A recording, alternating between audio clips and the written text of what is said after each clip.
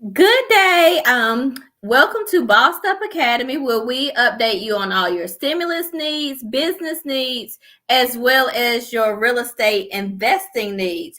Don't forget that we have one-on-one real estate investment mentorship programs. DM us invest if you're interested in our one-on-one coaching for real estate investors. If you're a novice investor or an experienced investor, we welcome you to sign up.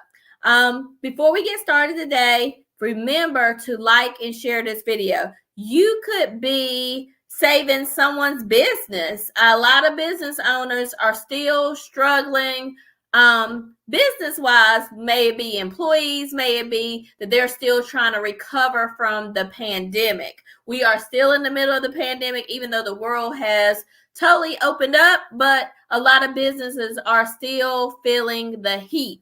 So I encourage you to like and share this video, like and share us on YouTube as well as Instagram. So while we are building our audience, we're going to go ahead and get started.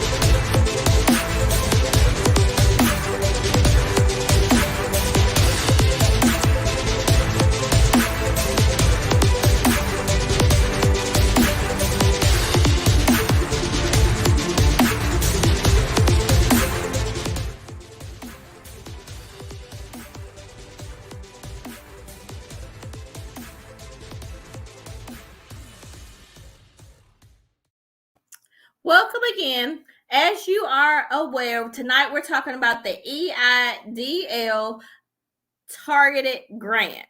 That is the grant that is directly from SBA for the economic injury disaster loan.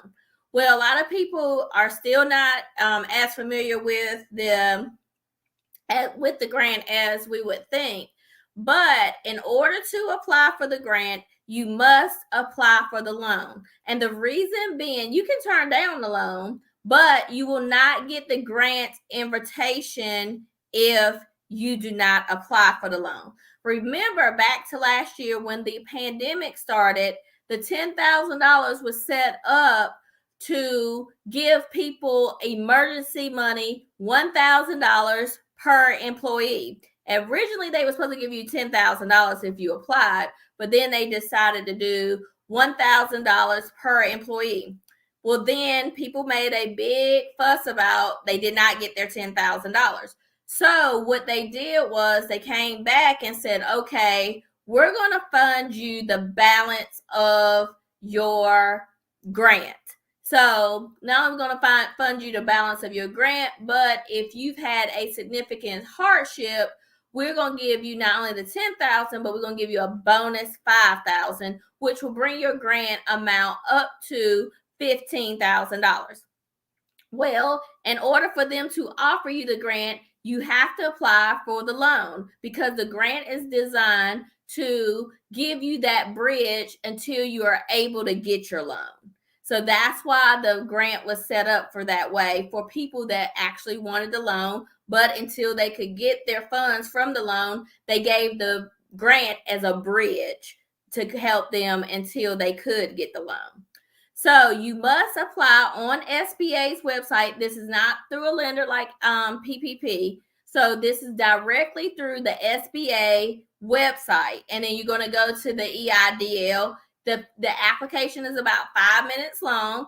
Once you do the application, we're seeing now with turn times that people are getting their invitation by email for the grant. So if you get an invitation, it's going to be by email for the grant. Well, they're not going to know to email you, or they're not going to know that you are in need of funding if you do not apply for the loan. That is their way of seeing who needs a bridge to carry them over until they're able to get the loan. That's what the grant is set up for. So you must, and I can't stress this enough, even if you do not want the loan, you must apply for the loan in order for the grant. Do you have to take the loan? No, because that you can go in your portal and decline it. You can go and just leave it sitting idle, and then they'll just withdraw your application if you don't respond within a certain amount of time, because they're going to allot the funds to people who want it. So you do have to apply for the loan in order to get the grant.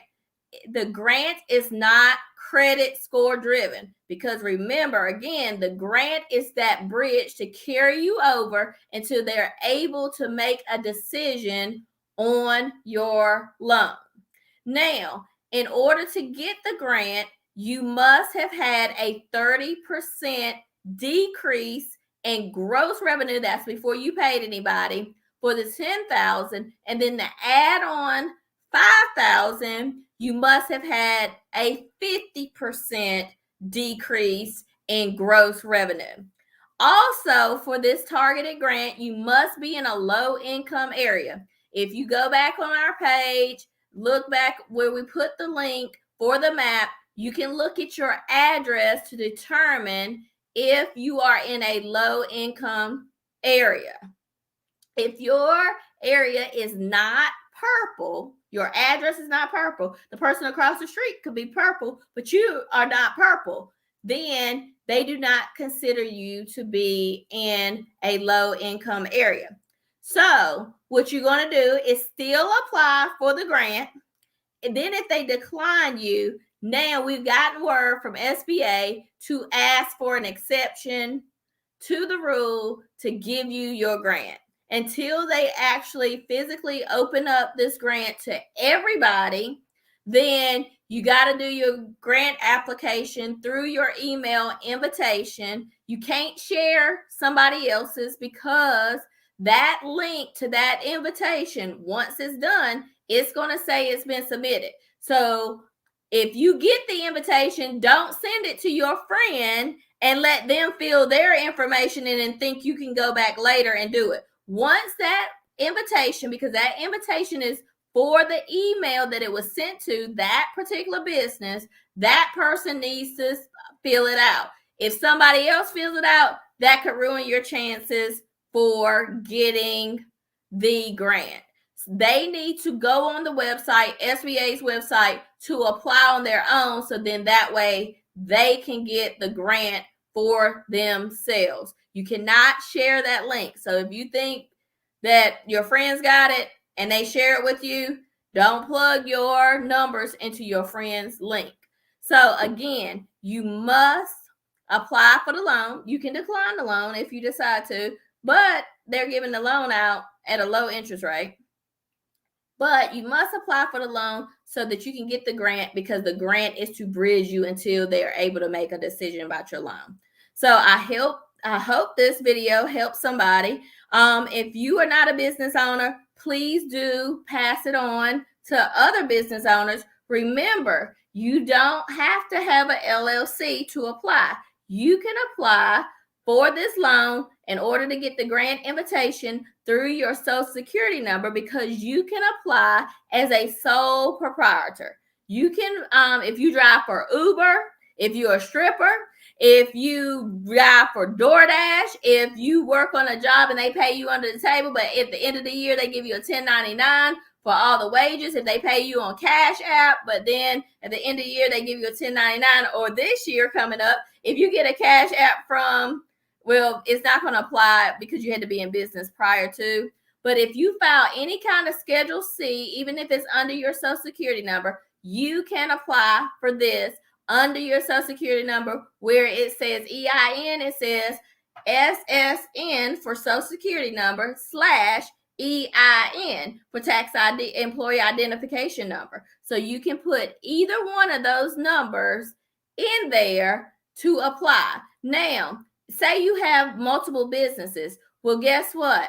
You can apply under your social security number. Then if you have a LLC, you can apply. So you can get more than one grant. You can get more than one EIDL as long as you have different identifiers that you file your taxes under. So say you drive for Uber. Well, guess what? You can file your EIDL, apply for the grant under Uber. Then you go over here and you do hair at night under your Bad Creation Hair Salon, LLC. You can file as Bad Hair Creation LLC with your EIN number. So you can apply for multiple EIDL loans as well as grants if your addresses qualify you for. So check it out. And remember, a grant you do not pay back.